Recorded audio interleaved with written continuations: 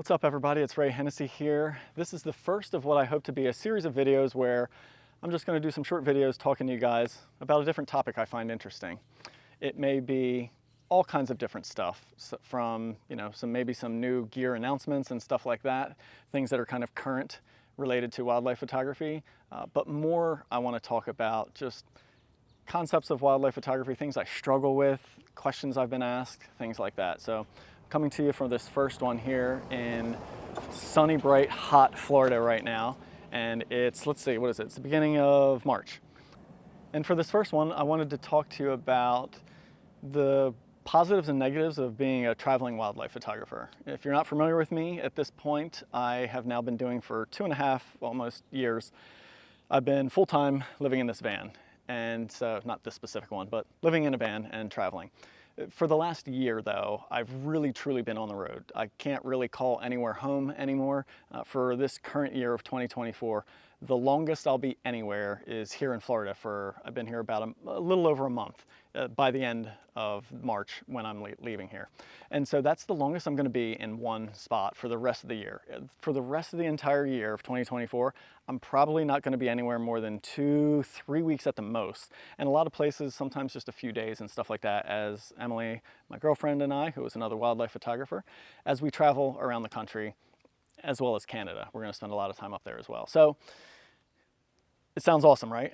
And it is. It really is awesome. I do love traveling, seeing new stuff like that. But if I sort of think about it and relate it to wildlife photography, I feel like I've been doing this sort of lifestyle in wildlife photography long enough now that I kind of have started to learn some of the advantages and disadvantages. And so I'll start with some of the negatives. One of the negatives is I don't get to really hone in and work a spot anymore. And that's something I talk a lot about on my podcast. It's something I talk about a lot with my mentorship students. And it's just a concept I've taught for a long time because I used to do that like crazy when I lived in New Jersey, when I had a home and I was always working the same area, is figuring out a place, learning the subjects, learning the habitat, learning the light, learning the conditions, and really being able to use all of that to kind of dial in and more plan a wildlife photo. And it's a really effective way to get consistent results as you're trying to kind of, come up with an idea, put a plan into action, do the research for it, the scouting and all of that, and then actually go out and put the time in to capture that. That's something that's very different than just going out and wandering around and seeing what you can find, right? And when I'm a traveling wildlife photographer now, that's most of what it is. If you think about what I just said in the beginning, I'm only going to be in some places for sometimes days, maybe a week. 2 weeks is a long stretch of me being in the same place for the entirety of the year. That's not very long to really kind of get in depth and get out there and figure out stuff, to really understand the bird's behavior or whatever the wildlife is that you're trying to photograph. A lot of the times, those sort of best shots that I've come up with in the past when I had a home base were after multiple years of figuring things out during different seasons and trying lots of trial and error. Love when these killdeer fly by all loud. And so the traveling photography, it does not allow that. It really doesn't allow that at all.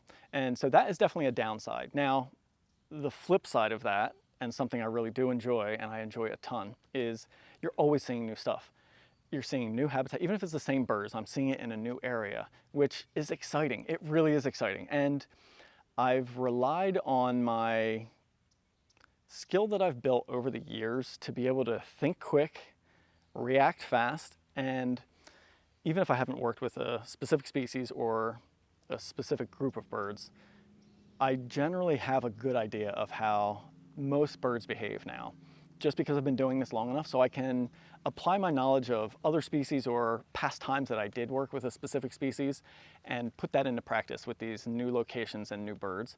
And a lot of the times that can help me sort of anticipate what I want to get or anticipate what they're going to do and help put myself in the right spot to get some good shots. That being said, it still is so different than really being able to figure something out and work it. And I'll give you some examples. There's been countless times in the past. Let's see, Emily and I went from last September, or actually like end of August till December. We were on the road, mostly out west in the US, and we were traveling all over, seeing stuff. We were maybe 3-4 days was the max we were in a place, right? And so short periods of time. There was so many different times where we would find some subjects in some beautiful habitat, and I got some great shots. I was really happy with them, and I've shared some of them, and some of them I'll be sharing. But I never got to really go back again and try. And that's the thing, right? That's something that can really elevate wildlife photography to me is, okay, you've already got an amazing shot here, you know, and I had that scenario, but then I didn't get to say, all right, but if I go back again and do this, or if I go back again and get just some different lighting, different conditions, right? All those things can give you more variety and sometimes just better improved photos, right? You get to sort of trial and error it. You try something, and maybe even if it does work, even if it's not an error, if it's a success, there's always room for improvement. It doesn't matter how good a photo is, there's always room for improvement, at least for myself, I'll speak. And so I always want to try and just get something better. And I can't do that, you know? So that's like, to me, that's the biggest downside of being a traveling wildlife photographer. And like I said, the positive of that is new stuff all the time and excitement. And in this past few weeks that I've been down here in Florida, I put out a podcast episode recently talking about being in a funk. And what I realized was I was shooting the same places I've shot for years here in Florida, and I was going back and just using the same lenses and just shooting the same birds the same way because I know it works. And the reality of that is it bored me like really quickly. I got super bored just thinking, okay, cool, I did the same thing. Even if it's creative or different than what most other photographers would do, if I've done it 5-6 times already in the past, it doesn't excite me. And so having these, like working in the same areas, I should say, can easily put me in a funk of just feeling like nothing's new, nothing's exciting. Whereas the traveling stuff, when I'm going to new places, everything's new and exciting. But the reality is if I sit down and look at the photos that I can get consistently in the place that I'm staying and working a location and figuring it out, or a place that I already know, so I can go in more educated and more understanding the subjects and the light and the backgrounds and the foregrounds and the habitat, those tend to produce more consistent, really good, high quality level shots.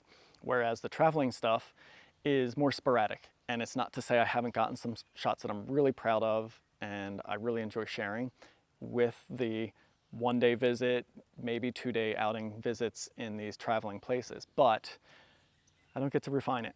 I don't get to work again at it, you know? I don't get to try again. And some of the subjects are just, man, I just want to go hang out with them again, you know? But our lifestyle of moving and trying to see all these new places doesn't allow that. So there's a trade-off there. So, you know, traveling photography, while I love it and it is great, it's nice to mix it in with some staying in a place. So that's what I'm going to try and do in the next, I got about 2 weeks left here in Florida, and I finally have some free time because I just finished up a long run of workshops, which have been amazing.